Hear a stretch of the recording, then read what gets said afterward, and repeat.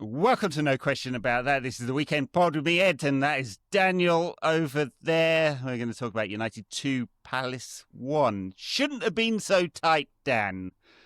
What do we make of this game? It felt like United was sort of stuck in first gear for a lot of the first half, and then finally made some changes at half-time and won the game, but tight. Yeah. I mean, I'm wondering if I am a reliable narrator here, actually. I mean, I got blue tongue. I've just noticed I was in the discotheque last evening. As always. Regular listeners will know, had car trouble on the way to the disco.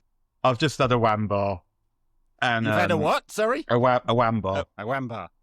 And, is that what we're calling it these days? And a tango chewy affair that turned my tongue blue, and I'm feeling a bit better now. But I would say that I think that it was quite concerning the first half. Because, I mean, we said this after Everton, that context would show whether that was a great 3 points, just the team playing shit, finding a way to win a difficult way in that situation, or if the standard of performance continued to be at that level, and we can still keep winning games because the attackers are really good. And, yeah, I wouldn't want to see that again. But that's now 3 fucking dog shit first halves in a row. And that's true. Where, I mean, and this time, we played opposition that took the game to us. And got to remember, Palace had a difficult game. I don't know how good that team they beat on Thursday night are, but they had to fight to the end either way. Like that was the tie was in the balance all the way until they scored the second goal right at the end. And they were able to come out and play with energy and urgency. And again, United couldn't. Now this time they scored, and we'll come to it. But after about half an hour, it felt like United took over. And when the goal came, the first goal, I felt like it was coming. I wasn't sitting there thinking this game's going to finish 1-0. Well, I think that two things seemed to cause a lot of problems. One was that Mainu was pushed higher up the pitch in build-up, right? And he was 2 against 1. And the other was that Cunha was tucked right inside. And I just felt like United couldn't keep the ball as a result. And they made the switch later. Mainu started the build-up, who had a quiet game but did the sensible stuff. And I think we should talk about like what his role is in the team at some point. And then Cunha, they pushed him wide. That created the penalty, like got him much wider. It just seemed like some obvious tweaks. And I wasn't that concerned, I guess, because I felt like United scored a lot of second half goals under Michael Carrick. I don't know whether this by design or fortune or whatever, or whether they're just fit or less tired because of the nature of the training at the moment, shorter sessions and all of that. And obviously Palace had that tough game Thursday night. I felt they would probably fade. But it was very, very, very slow, the build-up, for a good half an hour. Yeah, and I think it's in that situation, it's like, because you've sort of gone down the tactical setup route, and I think you're right to. Whereas I think, and maybe it's because I was live blogging the game, so I wasn't looking at it in that necessary, that kind of detail, because I'm obviously looking at my fingers, I'm looking at the screen, I'm looking at all the shit I'm typing, dealing with emails, there's a whole lot of other shit going on. And I was more looking at it from more basic, there's a lack of urgency here. That's true too. Yeah, and clearly. And I think both of those things are true. Neither of them are good. And we won't keep getting away with it. We've got the firepower to get away with it. But I think this more about Carrick getting the job full time almost, that if we see regular the first halves like that, then I'm afraid it's a no from me. He'll be dismayed to hear. Yeah, it's a tough one because, like, obviously, if reports this week that Julian Nagelsmann is interested in talking to United about the job, who knows how reliable that is? I mean, this kind is it acceptable for United to have a manager called Julian? You've said that before, and I got some pushback from Julians in the list. I apologise to all the red Julians, honestly. Like, it's nothing against anyone called Julian. But I mean, it is a bit of a wet name, to be fair. Yeah, Jules is even worse, isn't it? What can you call him to give him? I never really got on. Jabba. I never really got on with Julian in the Famous Five. Like, he just seemed like a bit of a twat, and I don't know. You've got pre-existing thoughts about the word, yeah. I mean, what I was going to say is, like, you would never get such a lack of intensity under him. And I'm not, like, I don't, it's hard to argue with 6 wins from 7, isn't it? Carrick, so is it 6 wins from 7 or is it 7 from 8? I can't remember what it is now. Or is it City, from 8 from 9? City, Arsenal, Fulham, Spurs, West Ham, Everton today. So, yeah, Palace. 6 from 7. 6 from 7, right? So it's hard to argue with the results, but of those, clearly the two most intense or best performances were the City and Arsenal games. And a lot of the other games have been quite flat. And you wonder, like, you look at the talent in the team and you're like, should that be right? Are we just relying on talent? Is it deliberate that we're like sitting back into a mid-block defensively just to make sure we don't concede lots of stupid goals, which has generally been the case under Carrick? Like, we're not conceding them. But is that taking away something from how we then build up and the intensity? I don't know exactly. I don't know what it says about Carrick's long-term future at the club, but there have been a lot of very flat first half performances, and we've come into the games late and won them, which I guess we did today. Not that late, but late enough. Late enough so that it was a problem. And I think that part of it, as you say, would have been the issues in build-up, but that doesn't explain why they looked dangerous every time they went forward. And I mean, maybe it is part of the same thing in the sense that they were finding space behind the midfield, perhaps because Mainoo wasn't there. What I liked about this is going to sound really a bit pathetic, probably, and very Arsenal, but at half time, Carrick ran off down the tunnel, and I thought, yeah, you got some fucking shit to do here, man. Yeah. And in fairness, he delivered it. It felt like in the second half, it was all United, and something that they've really, really struggled to do under Fergie, and we've banged on about this loads because of it, because the Fergie's teams were so good at it, is ring fencing the opposition box and sustaining attacks. And I thought for about half an hour, we did quite a good job of that. In the first half, the attacks weren't particularly good. We didn't look like we were going to score, but by the end of the game, we've had 17 shots on target or something? It's 20 shots, yeah. Or at least it was when I was looking at the stats right at the end of the game. So 20 shots, 11 on target, 3 big chances. I mean, in most circumstances, that's enough to win a game. Over 2 XG. Obviously, one of them's a penalty there.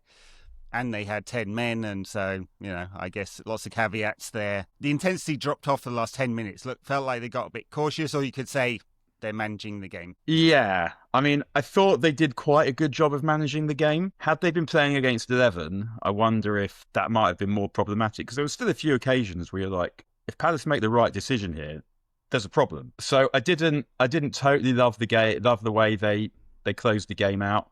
It felt like also that when they went forward, even they weren't sure.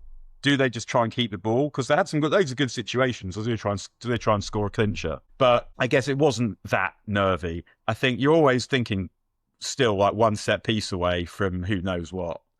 But Yep. One thing I did think, and you mentioned him earlier, was I felt like Mainoo actually came into his own in that sort of last 15 minutes, where kept the ball well, kept the ball, kept United ticking, was in good positions to receive the ball, relieve pressure, and distribute it effectively.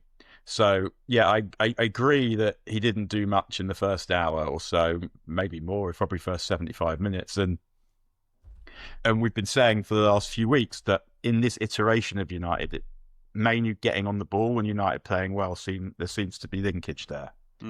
But you can see 85 touches today and 90% pass rate. I mean, I think I was looking at him because I was thinking about him during the game because someone was moaning on my timeline. I'm like, is he really playing that badly? I just wonder whether it's partly his profile and his inclinations, right? But partly if you've got Casemiro and Bruno, who both of them, their instinct is to get the ball forward as quick as possible. And get ahead of the ball quite often. It makes a lot of sense for Mainoo to be the connector and to play the simple passes and make sure things are moving. And I want him to move off the ball more, right? Because those 85 touches should be 120 touches and like 100 passes or whatever. And he's perfectly within his gift to do that. Maybe it's a maturity thing. Maybe it's a personality thing. He needs to be demanding it more. Maybe he needs to move more, literally move into space, have that instinct for getting into the space where he's not marked. So it wasn't bad from him today at all. I just want him on the ball even more because that's his profile of right now. That's the thing he has to do. It really does make a big difference, like who he plays with next season. Like you look at Wharton, you go, I just think those two are completely incompatible as a pairing. Whereas Anderson, or maybe Belabor, although I have doubts about him and the connection there, would be a better fit. Yeah. And that's going to matter post-summer, isn't it? Right now, Mainu needs to be deep in build-up. Casemiro needs to go forward. Makes a lot of sense. And then they drop into a 4-4-2 block out of possession anyway, so it doesn't really matter. And they both have high defensive contribution numbers. The other thing was a big problem with the fullbacks today. I mean, Dalot, his quality on the ball, I thought every single error he made was basically unforced today, and just drives you mad, right? Because he wants to push forward, he does push forward, and then the final ball is terrible, and then obviously Shaw can't do it anymore, and he looks like he might have a broken metatarsal or something, because it was a pretty full 6 studs on his top of his foot there, and then Mazraoui all right foot, and there was just no left hand side. It was a problem. Yeah, I mean, we're gonna need probably 2 fullbacks in the summer. One at right back to be a starter. Then the left back depends on what we think Dorgu is. Yeah. It's a tough one, though, because they need to buy 2 or maybe 3 midfielders, right? I mean, just to fill it out, because no one has confidence in Ugarte. Casemiro's leaving. At least 1 central midfielder, so you need cover. So yeah, you definitely need 2. And the rest of it, I think, the first thing I'll always say when you're trying to sign a player is there anyone coming through who you don't want to block the route for? True. So I wouldn't want to buy a centre-back, for example, even because I think that we've got 2 young ones that are really talented. And then in terms of the attackers, yeah, you've got Shea Lacey. Then in midfield, you've got Jim Thwaites. And obviously, you don't know how they're going to scale up to men's football exactly. And JJ Gabriel also, who... A bit more of an attacker, and Jace Fitzgerald, and the Fletcher brothers, and Seiko Kone. They just all feel like a year off to me. Right, but if they are a year off, are you buying... Let's say they are a year off, which would be a great situation, really. Are you buying a player who's 23 to go in front of them? I don't know. I mean, The Fletcher brothers, I don't know. I'd be relatively surprised if either of them are starters for United at any point, really. Mm-hmm. Like Jim Thwaites looks like he's got a lot of the right stuff. He does. Kone is quite old for where he is in his career. It's true. So if it's going to happen for him, it's got to be soon. Yeah, he's obviously had an interesting path through to Manchester United. He's at Lausanne. They didn't play him at all for his first 5 games. He has played the last couple. I don't know if he played today. Actually, they were playing today. They lost to Basel because they are crap, and Seiko Kone did not play and didn't even get on the bench. There you go. It's meant to be a lovely gaff, though. Lausanne. I've not been. I've been to Geneva and I've been to Zurich. I have not been to Lausanne. So there you go. Yeah, it's meant to be lovely. But so I hope he's enjoying that. I'm sure he is. Getting back to the actual game. I mean, the 2 big incidents, I guess. Well, let's talk about the penalty and the red card. Oliver Glasner complained afterwards, said the foul was outside the box. Oh, shut up. He just doesn't understand the laws there. I mean, it continues into the box. It's quite obvious. The still frame on the VAR, he's on the line. The line is the box. They literally did it in the hands on the shoulder. I mean, it's just fucking stuck. And this is why we get VAR. This is why we're lumbered with this bullshit. Because I'm talking about Glasner now, but it's all of them. Yeah. Maybe your player made a shit decision. He did. And no one's saying it's easy to make the right decision in that moment. It isn't. Like, it's borderline impossible almost to do the right thing there. But it was a shit decision, and it was a penalty. And there's nothing about it that wasn't a penalty and a red card. You can argue what the laws should be. Yeah.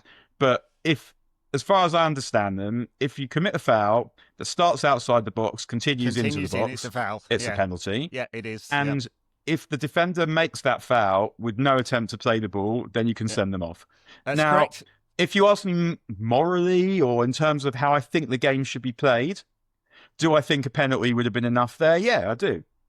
I think he needed to not be allowed to play in the game anymore. It feels a little bit childish. But those are the laws. And it is a red because it's goal scoring opportunity. You can say, would Henderson have got there? But maybe Cunha would have got the ball if he hadn't been fouled. Yeah, he was definitely getting the ball, and he was going to have a shooting opportunity. It was on his left foot. He was quite wide. I would want a United defender to let that go. in that circumstance. Rely on the goalkeeper, rely on the fact that it's not an easy opportunity and hope he misses. Rather than giving away a red card and an 80% opportunity to score. Yeah. Right, which is the end. Yeah, which is really, at that point, you kind of feel like this game, United are going to find a way to win this game now. But as we said, like the pressure was building, Palace couldn't get out. And if you wanted to look at it that way, you could say, well, pressure leads to rash decisions. Absolutely. And Cunha stayed wide enough, and the ball was into the channel, and that wouldn't have happened if he'd drifted into the zone 14, right? And which he wants to do, and that made the goal. And unfortunate for Palace, but their defender made a shit decision, and that's the punishment you get as a result. And then the winning goal, what turned out to be the winning goal. We haven't talked about Palace's goal yet. Actually, let's do that first. Let's talk about Palace's goal, because it's 2 minutes in, and Lenny Yoro is looking at his man, and then just leaves him. A talented defender, but dumb piece of defending in that. We know he needs to get better at this. This isn't the first defence. No. And he does have two centre-backs who will presumably be working with him on this. But yeah, as you say, Lacroix does well to get separation. Maxence Lacroix also is quite a cool name, I think. But he does well to get separation. And then the problem Yoro then has is he loses his man, but he also loses himself. Yeah. He's got no idea where he is in relation to the goal and to the ball. And he kind of... he's looking for the ball, he's looking for the man. It's also a really fucking good header. It's a great header. It's a long way out, and it's in the corner and off the post. It's the kind of, loss of concentration, spatial awareness that Rio used to make when he was 18, 19. And so you just hope that Lenny Yoro can cut that stuff out. He's got Jonathan Woodgate, for better or worse, being a coach at United. And Johnny Evans. And he's got a personal coach, Yoro. Yeah, right. So he'll know. I remember it was Rio who asked him about Sulemana. I think we must have talked about this last season at the time. When he got roasted. Yeah. When he just kept getting roasted. And he had his personal coach. He said that. They talked about it. And in fairness to him, that kind of thing hasn't happened really again. I actually think it's very good that when players have their personal coaches, because it tells me they're working on their issues, right? And he's aware enough that he needs to get better. And I hope he does, because the rest of his game is pretty good. The passing is all right. The recovery pace is fantastic. His ball carrying ability, he's right in the top. For ball carrying defenders, he's right in the top quartile, right in the top right-hand corner of that chart. Incredible amount of ball carrying into the final third, right? It's a brilliant trait, and so there's a lot to work with there. But really dumb defending in that particular moment, and we hope he does better. Aidan Heaven came on later in the game as well. Harry Maguire went off, kind of rubbing his head. I didn't see him get a thinking head injury. Too much thinking. Too much, yeah. It's actually tied out the old motor up there, yeah. Heaven came on and started spraying the passes around. I do like that trait in him, and he's a dog. He likes fighting as well. There's a lot to work with with both of those, and it'll be interesting after the summer to see if Maguire goes, because they haven't agreed that contract yet. Is 4 defenders enough? Is Martinez, De Ligt, Heaven and Yoro, is that enough to go into a Champions League season with? I would be surprised if Harrents leaves. I think they'll come to terms, and right? Probably for the first time in the time that he's at United, I don't particularly want him to leave. No, I don't want him to leave. I think 5 is the good number. The thing is, you've got Martinez, Maguire, De Ligt, all have quite long injury history records. Right? And also all are old enough to feel that they should be starting when they're fit. Yeah. It'd make it challenging. The United goal. Bruno dropping into those right-hand half spaces. He's going to create so unbelievable amount of chances. He's miles ahead of anyone in the assists column this season. He's just going to create so many chances for Benjamin Šeško there. You just put it on his head. And he did. And it was a great header. Great movement cross to get the space. Brilliant cross. Fantastic header. Yeah. It's at the time I felt like I was mainly thinking what a cross that was, but then looking at the finish again, as you say, getting the separation and then cranking the neck muscles to head that down like that is, it's so weird the way that you hear Gary Neville talk about Šeško. He's never going to be the perfect striker like Gyökeres. It's how are you comparing Šeško to that dickhead? Šeško's 22? Yep. He's several years younger, and he's already miles better. And when you say the perfect striker, I mean, what even is that? I don't know. Like, when you look at what he does, number one... It's original Ronaldo. That was the perfect striker. Right. So Ronaldo Nazario is the perfect striker, and there's never been anyone like him before or since, right? And also, what did Ronaldo Nazario do in the Champions League? Fuck all. But, I mean, obviously, that's not me saying he's not good. He's the most shockingly brilliant player I've ever seen. His legs were falling off by the end of his career because he had no knee cartilage left. Yeah, I've said it before. I have a lot of faith in Benjamin Šeško. I think the raw materials are there. I love his attitude. He's also one of those ones, they say he spends a lot of time looking at videos of his game, trying to improve. So he's one you sort of almost worry is spending a bit too much time doing that, where what he needs to do is sometimes sort of rely on instinct, whereas defending is much more cerebral activity, where in this situation, this is what you do or whatever. Although it's quite interesting that I remember Daniel Sturridge once saying on on Sky, that when he got into certain positions, he just knew what the finish was. Right. There was all these, and so he knew that wherever the ball fell to him in various areas, he'd know what his finish was. But I think which is, I never really thought about finishing like that. But the thing with Šeško is that if you just like look at what he does, like he's good in the air, like we've seen that. He's also going to be useful in the air in United's box as well. He's fucking fast. Mm-hmm. He's strong. The link-up play is improvable, but when it's good, it's really good. Same with the first touch. He finishes like lots of different goals. And I read. I think Jonathan Wilson was saying he felt in his column this morning that he felt that Šeško was better when he doesn't have time to think about it. But I feel like the goal against Fulham and the goal against Everton, there wasn't that. It was instinct, wasn't it? Yeah. Like against Fulham, he's taken the ball down. He's got to think about what to do. And against Everton, he's like on the sprint, telling Mbeumo where he wants the ball, and then has the pausa to be able to calm down and pass the finish into the net. So. Yeah, he did not, and we talked about it at the time, that in the first few games, even though we knew he was rusty, he hadn't had a proper pre-season, was getting used to the league, he still looked like he was playing in Timberlands and tight jeans and carrying the piano. And in a way that we would have hoped that it did not look like that. Yeah. Even bearing in mind all the various excuses that were legitimate, I still wanted it to look better than it did. But now he's someone who, to me, looks like he could be, if he's nurtured correctly and if the team grows with him, he could be United centre forward for the next decade. Of course.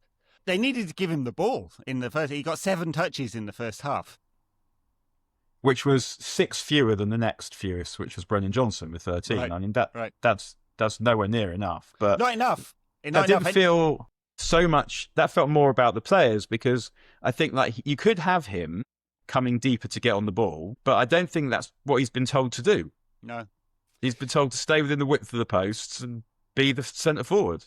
I think that has been true for all the games under Carrick, even when Mbeumo's there. He does want a centre forward, and Mbeumo naturally drifts a bit deeper. Carrick was asked about this in one of the press conferences. He's like, "Why are you playing a false 9 with Mbeumo?" He's like, "He's not a false 9. He's the furthest forward attacking line." And so he clearly wants a striker in there. It's just the profiles of strikers. I wanted to see Šeško in the team today because I felt like Palace would be very, very deep. As it turns out, for the first half hour, they took the game to United. That was a surprise. For the next hour, that was not true, right? And then you just needed to get balls into Šeško of all kinds, because you know he can finish, and balls into the channels because you know he runs. So I feel good about him. I think depending on the profile of players around him next season, he's going to score a lot of goals. Assuming Bruno stays, because every other option is worse. I mean, and every single one. And I think we saw also sort of the beauty of football today, in that add something in one place, lose it in somewhere else. Like there's no perfect team, and by taking Ahmad out, and that was the right decision. He hasn't played as well. He was really good in the first couple of games under Carrick. Hasn't been as good recently. And if you have to take someone out to get Šeško in, and you do, then it had to be him. But we missed what he brings, I thought. We missed the width and we missed the running. It's absolutely, yeah. It's the balance of the team is with all this talent. It's not always quite there, and we don't have the perfect players. It would be nice if Cunha had a left foot. Not that his left foot is bad. I mean, like the instinct to want to go on the outside sometimes. Right, but so I've written a note here to note that he started doing that. Because I think what we see from Cunha, like, he doesn't have the blazing pace to just skin someone on the outside, but Munoz is a really fucking good fullback. Mm-hmm. And at least a couple of times, what Cunha did was he slowed him up and then injected some pace, and it was the change of pace that did it. Yeah. So he didn't have to just have the straight line pace to be able to run faster. He allowed himself to get around the outside by stopping and starting. And if he adds that to his game, and we saw it with Rashford as well, once Rashford started threatening to go on the outside and showing that he could, he immediately then becomes a more dangerous proposition, because then defenders can't just show him there, and that means that he's got better opportunity to do what he really wants, which is to come inside. Mm-hmm. But I can think of at least 2 occasions in the second half where Cunha diddled Munoz on the outside, and if he keeps doing that, that will make him a much better player. Agree, yeah. Munoz, I was thinking before the game, he'd be the only Palace player I'd take. He's had a really good season. I thought he was fairly quiet today, like attacking wise. I mean, I guess we should talk about Adam Wharton, because we've talked about him so much. I find it hard to see where he'd fit in this United side. He's obviously talented when he's on the ball. Off the ball, I don't love it, I got to say. So, where would you put him? He's really good at one thing. I'm not sure what else he's good at. Yeah, I think that's true. I think that is the problem. His technical quality is high and his passing is excellent. The defensive side, I don't know about it. And he's skinny as well. He needs to push some weights.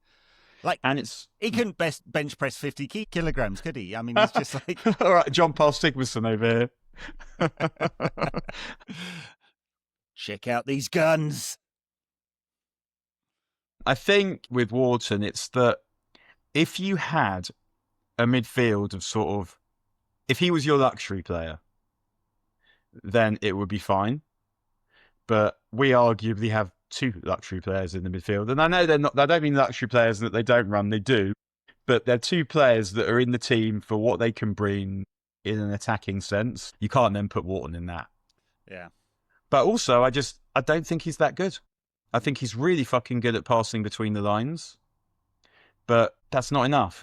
In our league, you need to do more. Even if Anderson and Baleba were to go somewhere else, I'd still look somewhere else. I still wouldn't sign Wharton.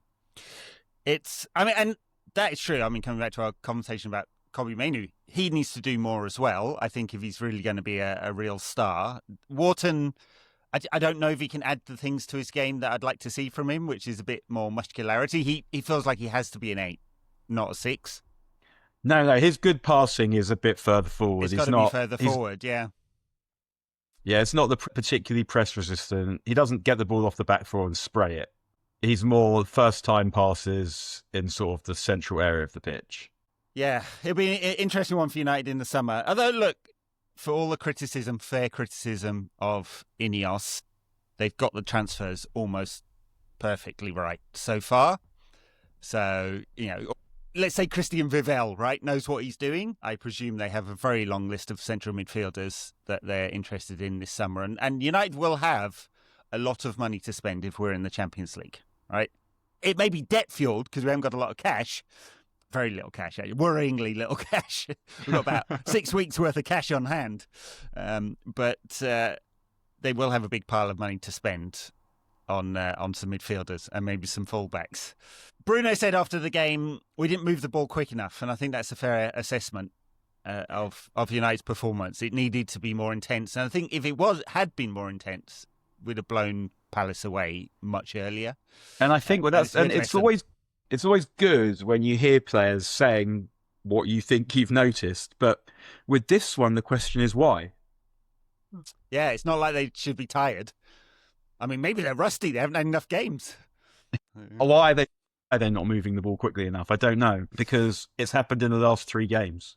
It's true.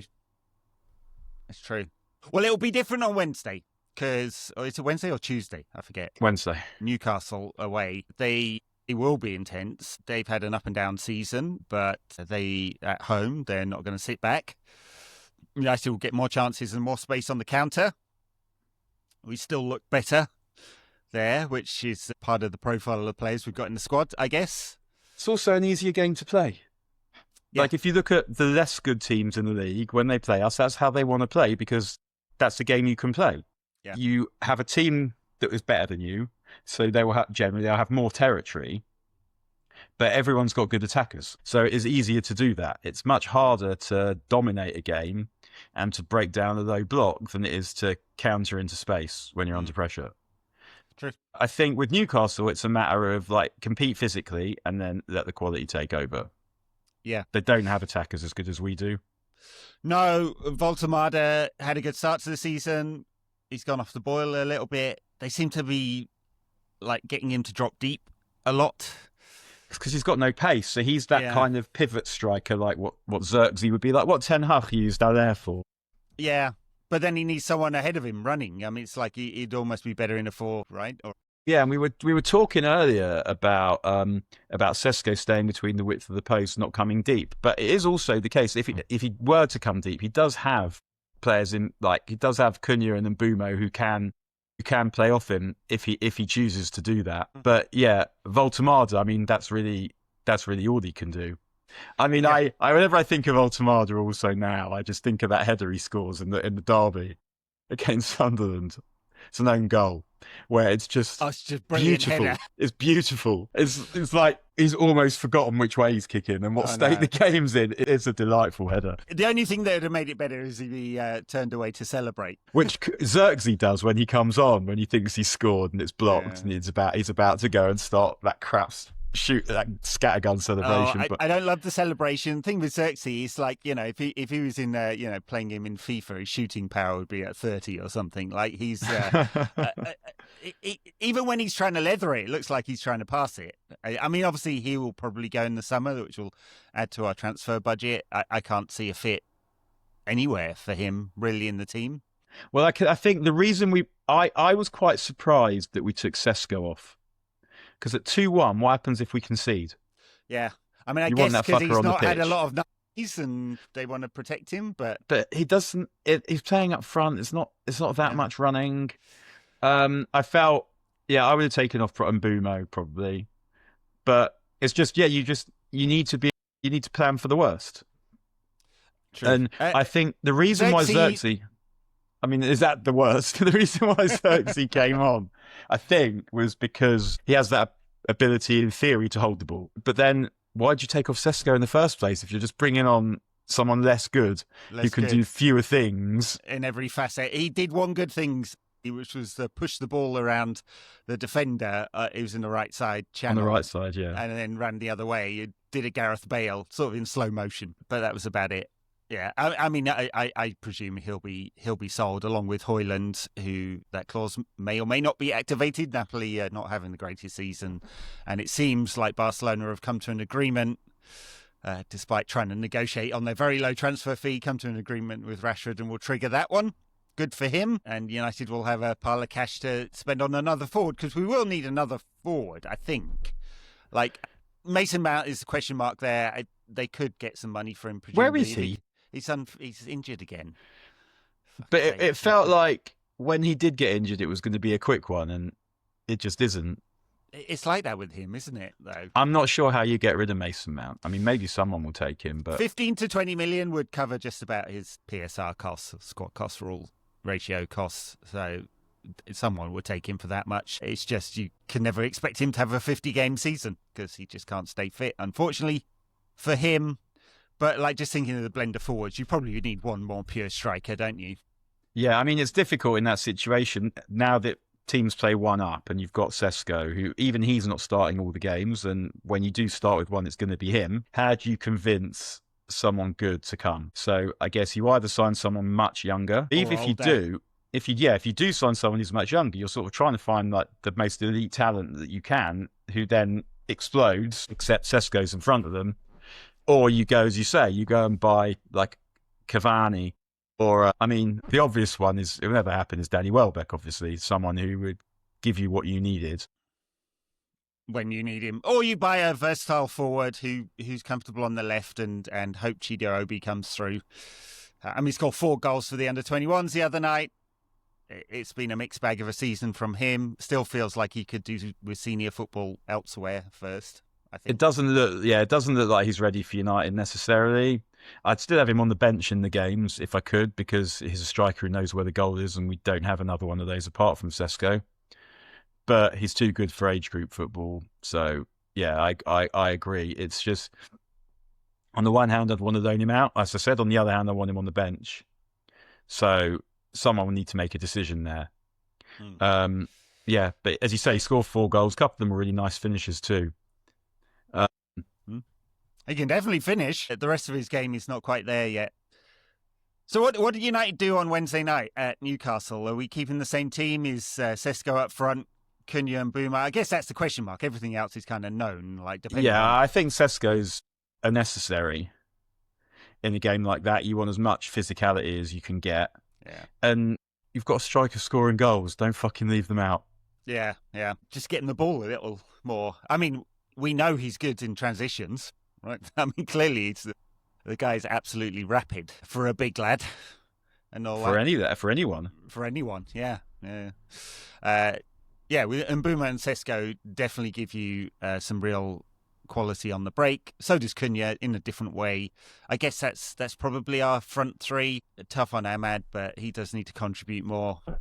And then the only other question is really at the back, right? I don't know why Maguire came off, whether he's still suffering with that injury. He had a calf injury, wasn't it, a little while ago, or where Martinez said before the last game that it was not serious, but he's missed 2 games now. He said before this one he might be ready. Right. He might be ready for Wednesday. And presumably comes back in that sort of, that makes a lot of sense away from home. Like, pick your senior players, Yeah, if Martinez is fit, you play him. Also, they've got, as you say, Voltemada up front. If he does start, then you're not worried about the pacing behind from him. It's just from Gordon. Whoever plays on the other flank, and that's a job for your fullbacks and your other centre-back that isn't someone. And occasionally Gordon's played through the middle this season as well, for that pace, and that does change the calculation a little bit. Left-back's going to be a problem, right? Because I presume it's not just a bit of bruising on Luke Shaw, and it's more serious than that, because he was hobbling around for quite a while, so it didn't look great. No, if you go off that early, gives you zero pace and zero. He always wants to cut inside. Like I just don't like him on the left hand side, Mazraoui. But then your other option is Tyrone Malacia. And you do get composure on the ball as well from Mazraoui. But I mean, that's the thing. Yeah, he's a lovely footballer, but he's going to tuck inside all of the time. And lovely hair as well. But where did that come from? He's been using the drops. Is it the back of his head? I'm not sure. Yeah, his ass, right? Where did Wayne Rooney's come from? Yeah. Plugs or drops? What's he done?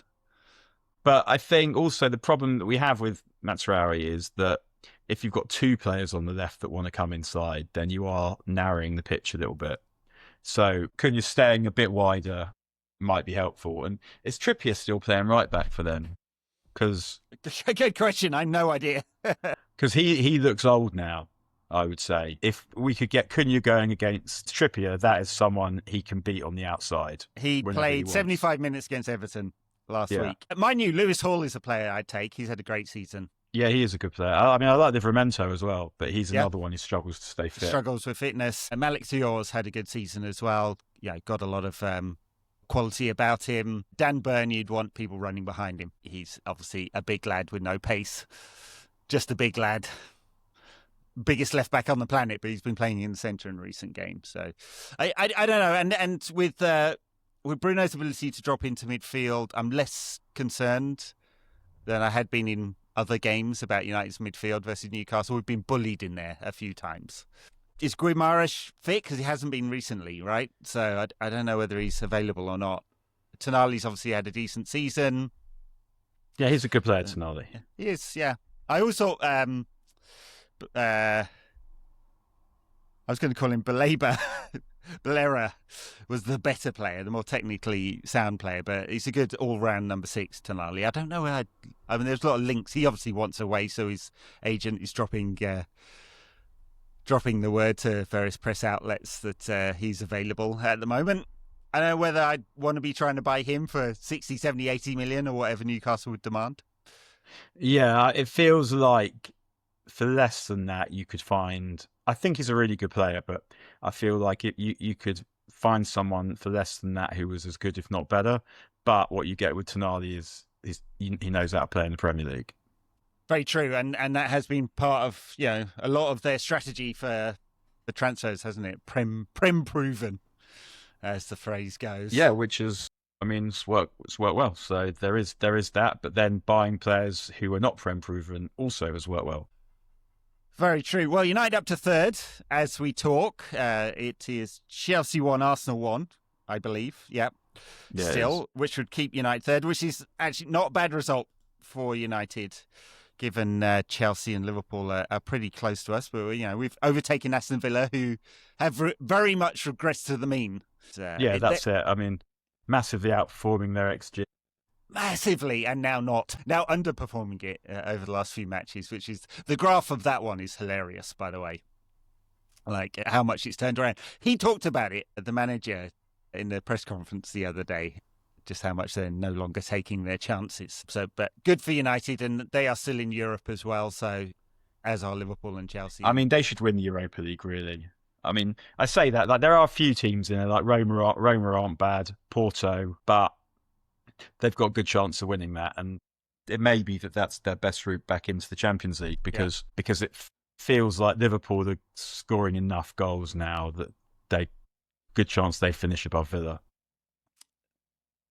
Very good chance, I would say. Likely, in fact. Yes. Yeah. It's like, if you're sliding at this stage of the season, and you can see it's fatigue, particularly, but also, as you say, it's regressing to the mean because they were outperforming the XG so significantly in the first place.